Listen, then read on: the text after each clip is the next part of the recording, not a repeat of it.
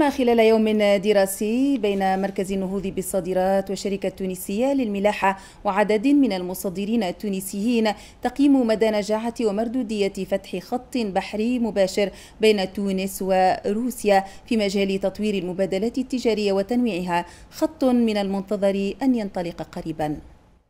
قصد تطوير حجم الصادرات التونسية نحو روسيا والتي تبلغ قيمتها 2020 مليون دينار وأغلبها من الصناعات الغذائية، تفتح الشركة التونسية للملاحة قريبا خطا بحريا مباشرا سيربط بين أحد الموانئ التونسية وميناء نوفورسيسك على البحر الأسود.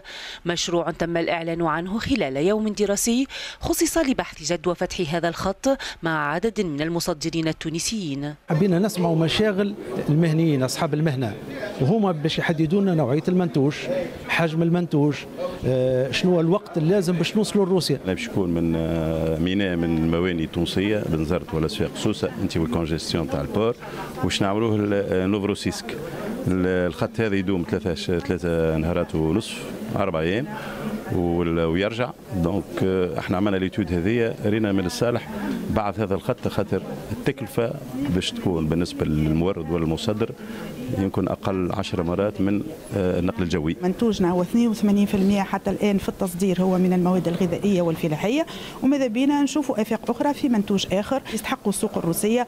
وتعرفوا انه السيبكس عمل العديد اللقاءات في روسيا وفي تونس مع رجال الاعمال التونسيين والروسيين للبحث في افاق التعاون والبحث عن منتوج جديد يصدر ويورد من روسيا. المصدرون اعتبروا أن فتح هذا الخط يمثل خطوة إيجابية لتنويع الصادرات التونسية نحو السوق الروسية. خارق العادة، خاصة فما برشا ناس يسنتريس معناتها يحبوا يصدروا على روسيا. العائق الكبير هو اللوجستيك.